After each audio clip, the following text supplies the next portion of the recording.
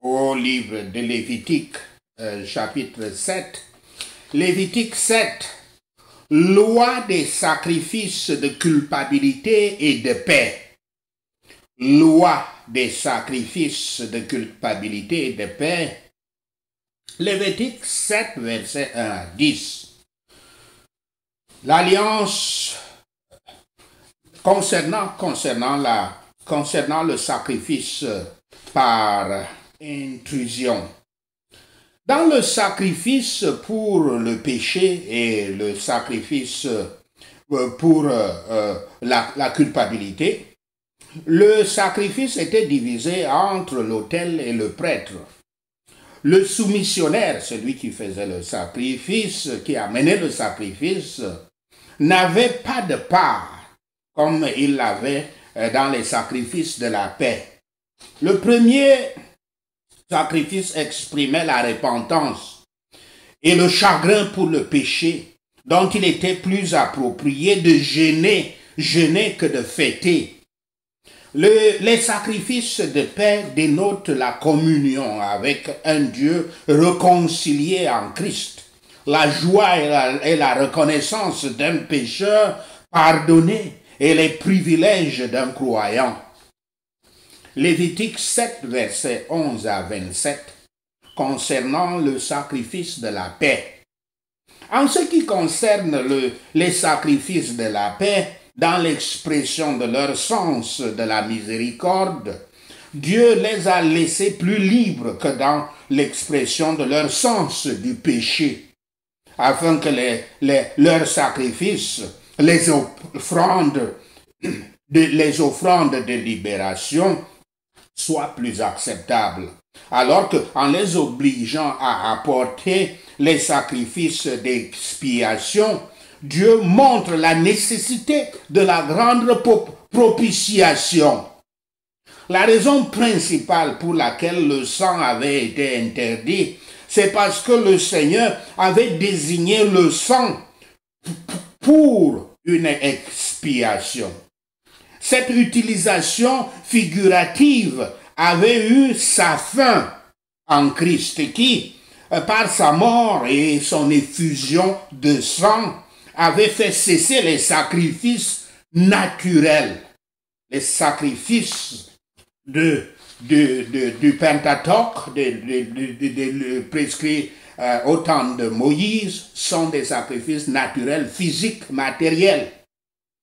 Par conséquent, cette loi n'est pas en vigueur sur les croyants chrétiens, même comme les sacrifices spirituels sont en vigueur sur les chrétiens.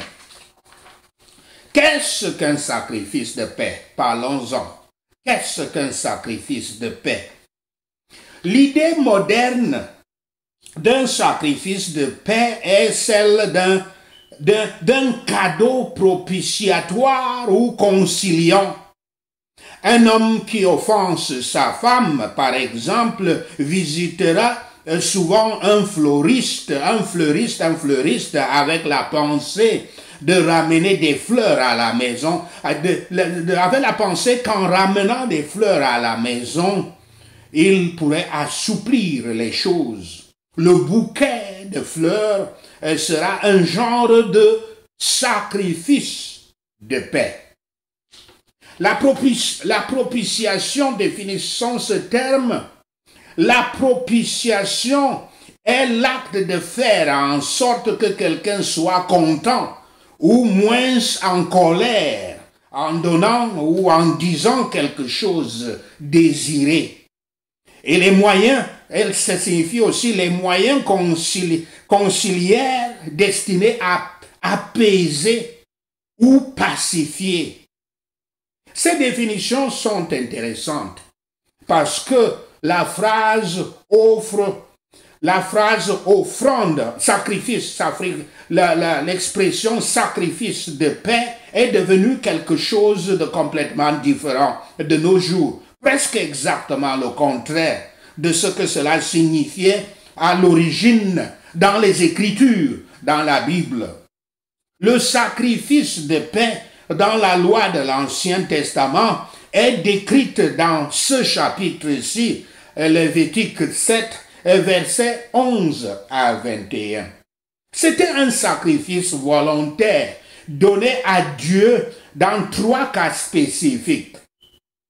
Tout d'abord, un sacrifice de paix pouvait être fait comme une offrande volontaire, ce qui signifie que l'adorateur donnait l'offrande de la paix comme un moyen de remercier de la générosité inconnue de Dieu. C'était essentiellement un moyen de louer Dieu pour sa bonté. La deuxième façon de donner le sacrifice, un sacrifice de paix, était en accompagnement d'un vœu accompli. Un bon exemple de cela, c'était lorsque Anna avait accompli son vœu à Dieu en amenant Samuel au temple. À cette occasion, elle avait également apporté un sacrifice, une offrande de paix pour exprimer la paix dans son cœur envers Dieu concernant son sacrifice premier qui est son fils Samuel. C'était une façon de dire à Dieu, je n'ai aucun ressentiment, je ne retiens rien pour le paiement de mon vœu. Le troisième but d'un sacrifice de paix était de donner des actions de grâce pour la délivrance par Dieu au moment crucial du besoin. Aucune de ces 3 raisons de sacrifier n'avait quelque chose à voir avec la propitiation, l'apaisement de Dieu ou la pacification avec Dieu. Il y avait dans l'Ancienne Alliance des sacrifices destinés à représenter la propitiation, comme nous avons vu dans Lévitique 1, 2 et 4. Mais en gardant en esprit que Dieu a toujours été un Dieu de grâce, comme cela est dit dans Éphésiens 2, versets 8 à 9. Dieu ne s'attend pas, Yahweh ne s'attend pas à ce que nous l'apaisions avec nos œuvres, mais seulement pour avouer notre besoin et notre dépendance envers lui. Sous l'Ancienne Alliance, cette relation était exprimée par le système sacrificiel, toujours dans l'attente du sacrifice du Messie. Sous la Nouvelle Alliance, la loi est écrite sur nos cœurs, comme cela est dit à 2 Corinthiens 3, verset 3. Et le Saint-Esprit de Dieu nous donne le pouvoir de vivre en conséquence, comme c'est écrit, comme cela est dit en Romains 8, verset 1 à 8, 1 Thessaloniciens 1, verset 5. Les sacrifices que nous donnons maintenant sont spirituels, comme cela est dit dans Hébreux 13, verset 15. Ils sont aussi vivants, comme cela est dit dans Romains 12, verset 1. La plupart des sacrifices dans le système de l'Ancien Testament n'étaient pas mangés par les adorateurs. Mais le sacrifice de la paix devait être mangé. Seule une partie de l'animal ou du grain apporté à l'autel était brûlée. Le reste était renvoyé à l'adorateur et aux pauvres et aux affamés. La belle image ici en est la disposition de Dieu pour son peuple, à la fois physiquement et spirituellement. Sa grâce et sa bonté sont présentes dans tout sacrifice. Dans le sacrifice de la paix, Dieu offrait ce dont nous avons besoin. Un moyen de le remercier de sa bonté et de notre subsistance physique. Yahweh n'est pas intéressé à prendre quelque chose de nous, je le répète. Ceci n'est pas du tout dans son cœur. Mais le mensonge que nous croyons si souvent, c'est que nos bonnes actions provoquent sa bonté. et que nos actions pécheresses doivent être payées par le sacrifice personnel. Erreur! Le sacrifice de la paix montre que les adorateurs de l'Ancien Testament n'étaient pas plus responsables de leur salut autant que les adorateurs du Nouveau Testament. Tout au long des âges, les gens ont été tentés de penser que les sacrifices créent la faveur de Dieu. Cette croyance est évidente dans notre compréhension moderne d'un sacrifice de paix comme propitiation pour les actes répréhensibles. Mais seul le sacrifice du Christ crée de la faveur avec Dieu, Yahweh, et couvre les actes répréhensibles. Seul le sacrifice du Christ. Et les sacrifices de l'Ancien Testament étaient une image de cette disposition future qui est venue avec le Christ. Mais comme le devoir du chrétien est de se sacrifier pour suivre, entre guillemets, suivre le Christ, comme cela est dit dans Luc 9, verset 23, le chrétien fera des sacrifices spirituels afin qu'il soit en Christ et Christ en lui, comme cela est dit dans Apocalypse 3, verset 20, par la régénération du Saint-Esprit. Lévitique 7, verset 28 à 34, loi perpétuelle sur les sacrifices de paix. Le prêtre qui sacrifiait devait recevoir la poitrine et l'épaule. Lorsque l'offrande était tuée, le soumissionnaire lui-même devait présenter la partie à Dieu pour signifier qu'il l'abandonnait joyeusement à Dieu.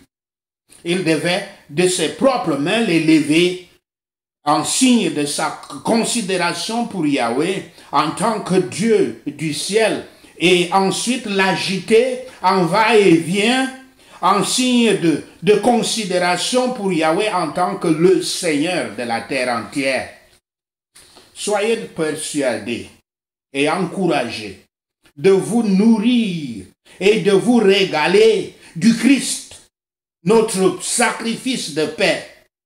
Ce sacrifice de la paix bénie n'est pas seulement pour les prêtres, pour les saints de plus haut rang ou de la plus grande éminence, mais aussi pour des gens ordinaires. Prenez garde au retard. Beaucoup pensent à se repentir et à retourner à Dieu quand ils sont en train de mourir ou de tomber dans l'enfer. Mais ils devraient manger le sacrifice de la paix et le manger maintenant. C'est pour ça que nous appelons toujours lors de l'évangélisation, nous appelons toujours les gens, recevez Dieu, venez en Dieu. C'est de manger le sacrifice de la paix que Christ est. Ne restez pas immobile jusqu'à ce que le jour où la patience de Yahweh sera épuisée. Car le troisième jour ne sera pas accepté et vous ne prendrez pas le Christ quand vous serez en enfer. Lévitique 3, versets 31 à 36, la portion du prêtre. C'est le privilège, la récompense et la partie du prêtre. C'est leur part en conséquence de leur onction à l'office des prêtres, désignés pour eux par Dieu lui-même, Dieu Yahweh, en ce jour-là, et donc qui leur sera donné après des siècles. Ainsi, Dieu fournit de manière généreuse, il approvisionne de manière généreuse ceux qui se sont entièrement abandonnés à son service dans les choses sacrées. Ces versets contiennent une synthèse générale des lois qui régissent les privilèges et les devoirs des prêtres. Le mot onction, onction est souvent utilisé comme synonyme d'office, comme synonyme de dignité. En plus du fait que l'onction, c'est l'impartition du Saint-Esprit. Ainsi donc, la portion de l'onction d'Aaron, en citant l'Écriture, portion de l'onction d'Aaron, signifie probablement la provision faite pour le maintien du souverain sacrificateur, pour le maintien, c'est-à-dire pour s'occuper de lui, pour prendre soin de lui, le maintien du souverain sacrificateur et les nombreux corps de ministres qui composaient l'ordre sacerdotal. Lévitique 7, versets 35 à 38, la conclusion de ces institutions. Les actes solennels de culte religieux ne sont pas des choses que nous pouvons faire ou ne pas faire à notre gré. C'est à notre péril si nous les omettons. L'observance des lois du Christ ne peut pas être moins nécessaire que celle des lois de Moïse. Sachez cela et le Seigneur Yahweh vous bénira. Amen. Alléluia. Prenons ces points de prière. Prions pour les actions de grâce. Prions pour les actions de grâce.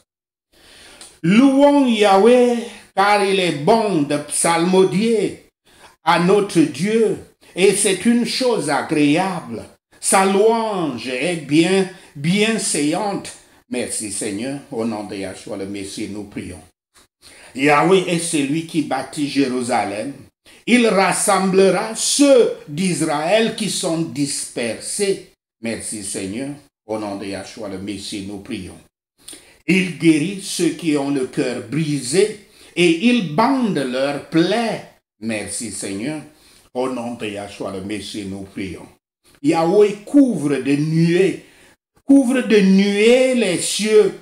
Il prépare la pluie pour la terre et fait produire du foin aux montagnes. Merci Seigneur, au nom de Yahshua le Messie, nous prions. Il donne la pâture au bétail et aux petits oiseaux, aux petits de l'oiseau qui crient. Merci Seigneur, au nom de Yahshua le Messie, nous prions. Jérusalem, loue Yahweh. Assemblée des disciples du Christ, Sion, loue ton Dieu, car il a renforcé les barres de tes portes. Il a béni tes enfants au milieu de toi. Merci Seigneur, au nom de Yahshua le Messie, nous prions. C'est lui qui rend paisible tes contrées et qui te rassasie de la moelle de froment. Merci Seigneur, au nom de Yahshua le Messie, nous prions. Que Père Yahweh renouvelle en nous un esprit de louange et de reconnaissance. Merci Seigneur, au nom de Yahshua le Messie, nous prions. Je ne donnerai pas prise au malin et qui me fera oublier les bienfaits de Yahweh. Merci Seigneur, au nom de Yahshua le Messie, nous prions. En toutes circonstances, même dans nos détresses, apprenons à faire monter à Yahweh des actions de grâce et nous verrons Dieu manifester sa gloire dans nos vies.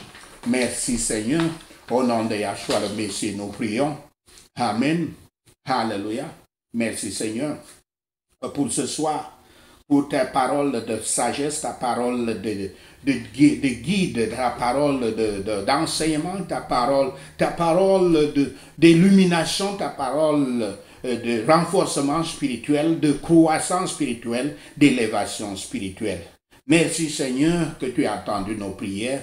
Merci Yahweh pour tes réponses à nos prières. Nous te rendons gloire, nous t'honorons, nous te louons. Au nom de Yahshua le Messie, nous prions. Amen.